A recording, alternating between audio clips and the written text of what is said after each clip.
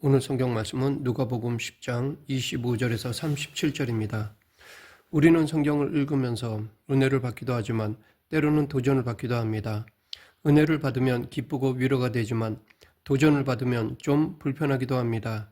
그래서 도전이 되는 말씀은 될 수 있으면 피하려고 합니다. 오늘 본문 누가복음 10장 25절에서 37절도 우리에게 도전을 주는 말씀으로 볼 수 있습니다.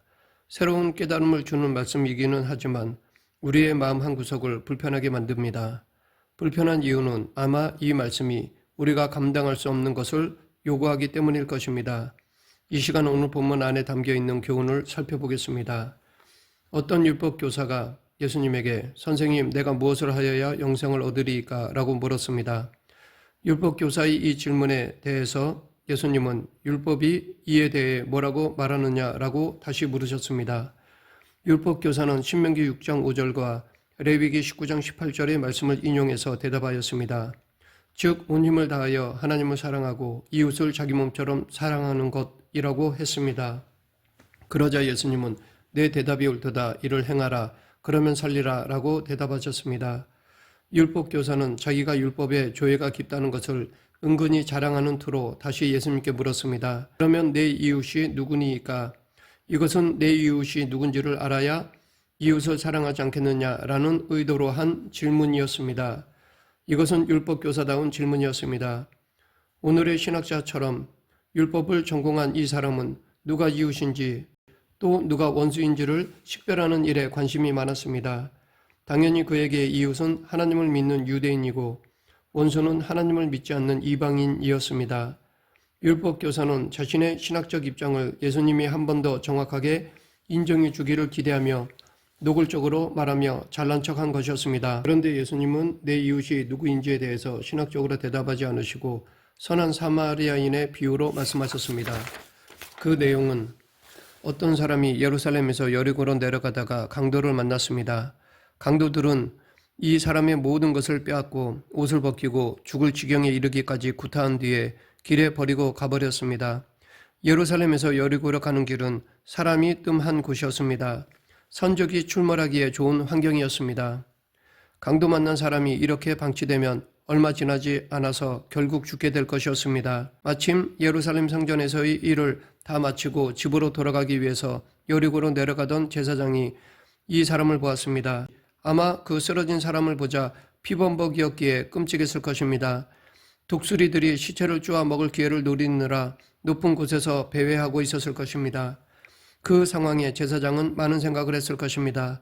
어려운 처지에 빠진 사람을 보면 누구나 측은한 생각이 들기 마련이지만 제사장은 시체에 손을 대면 율법을 어기는 것이 되기 때문에 혹은 강도들이 아직도 이 부근에 남아있을지 모른다는 생각에 이곳을 빨리 피하는 것이 좋다고 판단했습니다.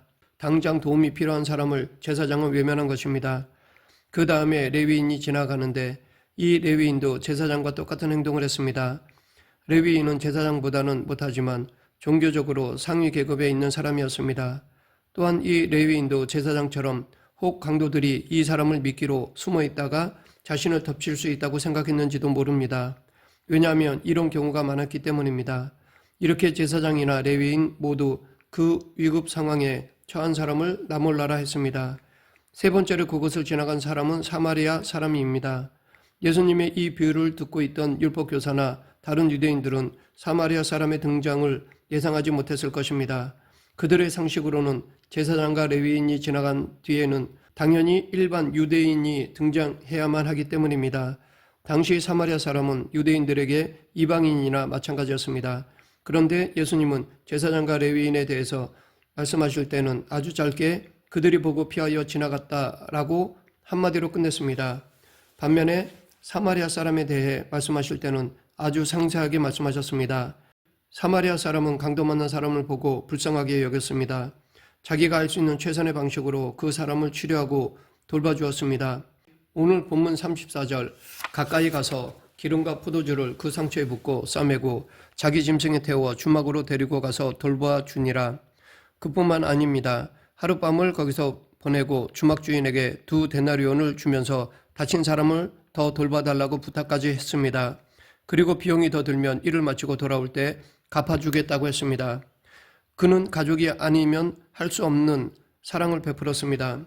이 이야기를 들으면서 어떤 마음이 드십니까? 자비를 베푼 사마리아 사람에게 큰 감동을 받으셨습니까? 그래서 나도 그 사람처럼 살아야겠다고 생각하십니까? 실제로 우리 주변에는 이렇게 살아가는 사람들도 많이 있습니다. 기독교인들 중에서만이 아니라 다른 종교인들 중에서도 이런 사람들이 많이 있습니다. 신앙생활을 하지 않는 사람들 중에서도 이렇게 극단의 휴머니즘에 근거해서 살아가는 사람들이 많이 있습니다.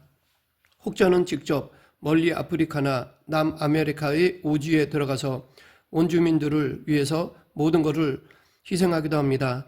실제로 국경 없는 의사회라는 단체에 속한 의사들은 일정한 기간 동안 돌아가면서 의료시설이 없는 지역의 사람들을 찾아가서 의료봉사를 한다고 합니다.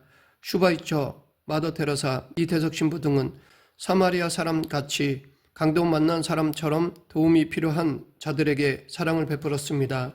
이런 사람들을 소개하기 시작하면 끝이 없습니다.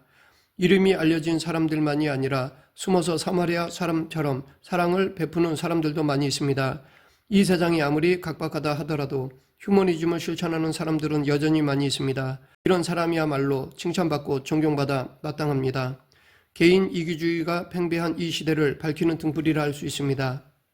이들은 모두 오늘 본문에 나오는 사마리아 사람의 후예라 할 수 있습니다. 그런데 오늘 비유에서 사마리아 사람은 칭찬받는 것은 마땅하지만 그렇다고 해서 제사장과 레위인이 무조건 비난받아야 한다면 안 될 것입니다. 우리가 그들의 입장이었다고 해도 그들과 비슷하게 행동했을 것입니다. 예수님도 이 비유를 통해서 누가 잘하고 누가 못했다는 것을 말씀하시려는 것이 아닙니다. 또한 그렇다고 솔직히 사마리아 사람의 삶을 우리가 그대로 따라갈 수도 없습니다. 복음서에는 이것과 견해가 다른 이야기도 나옵니다.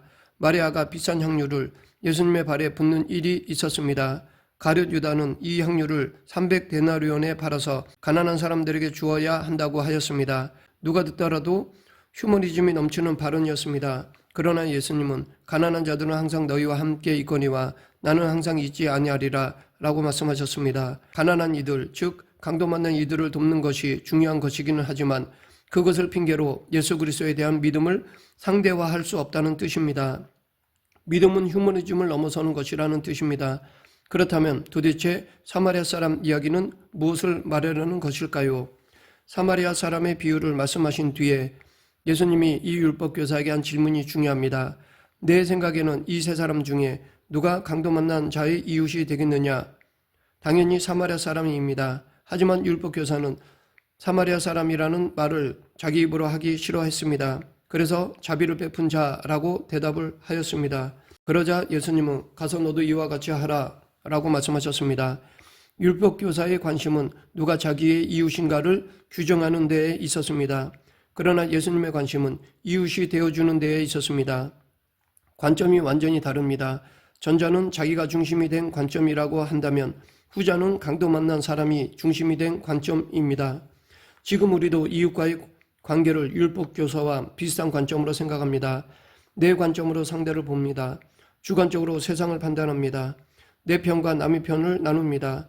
이것은 조폭의 의료와 비슷합니다. 그래서 끼리끼리 어울립니다. 이것이 우리의 당연한 삶의 행태가 되었습니다. 그래서 우리 편이 아닌 대상은 부정하든지 무시하든지 배척합니다. 이런 삶의 태도가 국제정치나 사회적인 차원에만이 아니라 일상에서도 깊이 뿌리 박혀 있습니다. 조금 현실적으로 생각하면 율법교사 수준으로 살기만 해도 그런 대로 괜찮습니다. 왜냐하면 이웃에 대한 관심이 그나마 그 생각의 바탕에 깔려있기 때문입니다. 율법교사가 예수님의 질문에 대답하면서 인용한 두 번째 성경 구절인 레위기 19장 18절을 보면 원수를 갚지 말며 동포를 원망하지 말며 내 이웃 사랑하기를 내 자신과 같이 사랑하라. 나는 여호와이니라. 솔직히 우리는 이렇게 살기도 힘듭니다. 유대인들이 주변의 막강한 제국 틈바구니에서도 생존할 수 있었던 가장 큰 이유는 민족의식, 즉 내부의 결속 때문입니다. 이 내부의 결속은 자기와 통하는 것이 많은 이웃을 자기 자신처럼 사랑하는 것입니다. 더 나아가 율법은 가난한 사람, 과부, 고아 등을 사회가 책임지도록 명령합니다. 유대인들은 그것을 자랑스럽게 생각하고 있었습니다.